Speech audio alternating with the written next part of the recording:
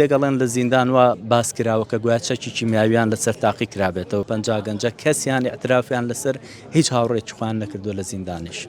لیژنەیەک لە بەغدادەوە هاتوۆتە شاری سلێمانی تایبەت بە دوواداچوون بۆ ئەو کەسانەی لە سژنی فزەیلیە لە ساڵانی هێشتاکاندا بێسەر و شوێن بوون. لێرە ژمارێکی زۆر لە کەسوکاری ئەو کەسە ون بوانە لێرەن بۆیە سامپڵیان لێوەردەگیرێت تاوەکو سەرداوێشیان بۆ بدۆزرێتەوە. نەس بەلای سەردەش محەممەد کەسوکاریەکێ لە ون بوانە سڵاو لە بگاک سەردەشت ئەمان لێرە چیان پێوتون هیچ سەرداوێکی بۆ دۆزینەوەیان؟ لە ڕاستیا ئێمە ئەم برایانەی ئێمە لە ساڵی 85 شەوێک لە سزنی فزەیلی ئەهێنرێنە دەرەوانێ هەتاکو ئێستا ئاساوارێکیان نییە لە حکوومەتی عێراقا. ئێمە هەستاین بەوەی کە لە ڕێگەی موسسەی دەوڵەتەوانە بتوانین بە دواداچوونێ بکەین هیچ سەرداوێکمان دەست نەکەو.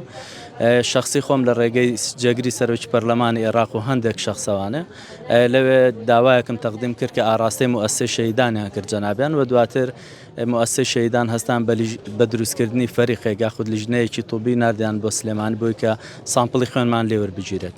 دیارە هەندێک قبری جەماعی لە عێراق دۆزراونەتەوە لە ڕابردوو و ئێستا هەندێک مەقبەرەی جەماعی تر هەڵ نەدراونەتەوە هێشتا و ئێمە ئومێدێکمان هەیە کە لە ڕێگەی وەرگرتنی خوێن و فەحسی DNA و بتوانین ئێسک و پروسکی کەسوکارمان یعنی وەکو بابەتێکی معنەوی کە کەسێک شتێکی لێوە نەبێت و هەتا ماوە چاوەڕێی دۆزینەوەیەکە یعنی بەڕاستی ئێمە چاوەڕێی ئەوەین کە ئێسک و پروسکی براکانمان بدۆزینەوەنە.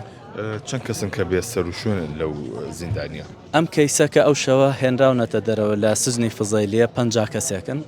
من تقریبان لە ڕێگەی تۆڕی ئیعلامەکان و لە ڕێی سۆشیال میدیا توانیمە 20 لە خانەوادەکان بدۆزمەوەنە چکە بەڕاستی من مناڵ بووم ئەو ساڵانێک کە ئەم کەیسە ڕوویاوە و کەسێک تر 85 ساڵی 85 گیراون بەڵام لە ساڵی 86 ئیتر لە سزنی فزەیلیە کە ئەهێنرێنە دەرەوانێ هەتاکو ئێستا ئاسەواریان نییە کەیسان.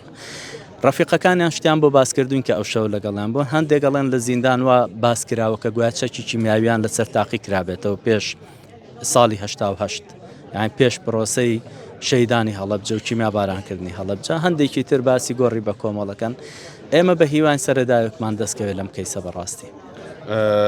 تەمەنیان چەند بۆ لەو کاتەیە؟ ئەم گەنجانەی شاری سلێمانی تەمەنیان لە 7 بۆ 19 ساڵ ینی 19 ساڵن هەمووی گەنجی مەجیبەک برایم پاشا شەیدانی ئازادی سەرکارێز بەڵام گەنجی قارەمان بوونە و کاتە حکوومەتی عێراقیم گەنجانی بە هەڕەشەیە زانی بۆ ئایندەی حکوومەتەکەی خۆی لەبەرێم گەنجانە لە خۆپیشاندان بەشدار بوون ئەم گەنجانە ساری شۆرتیان سووتاندوم گەنجانە پیای ڕژێمیان گەیاندووە بەوەی کە تۆڵی لێ بکەنەوە یعنی ئەنواع شتیان کردووە کۆمەڵە گەنجێکی ئازا و قارەمان بوون بۆیە حکوومەتی عێراقی یعنی بە دەقیقی و ئەوەی بیست بێتمانم گەنجانم 50 گەنجە کەسیان اعترافیان لەسەر هیچ هاوڕێکی خوان نەکردو لە زیندانیش. چەندێک سۆراختان کرد لەسەر ئەم بابەتە لە ساڵای ڕابردووە؟ لە ڕاستیا لە جیرانیانەوە هەتاکو ئێستا سۆراخەکەین یعنی ئەگەر بڵێمەوە ساڵانەی کە گیرا بوون دایکم و باوکم بە بەردەوامی لەسەر لە بەردەم زیندانەکان بوون بۆ ئەوەی مواجهەیە وەرگرن یعنی ئەیانزانی کە لە چ سژنێکە بەڵام حکوومەتی عێراقی تەنانەت ڕێگەی مواجهەشی نەئەدا بە کەسوکاری ئێمە لە دوای جیرانیەوە بە هیچ شێوەیەک نەمان بینوێتەوە.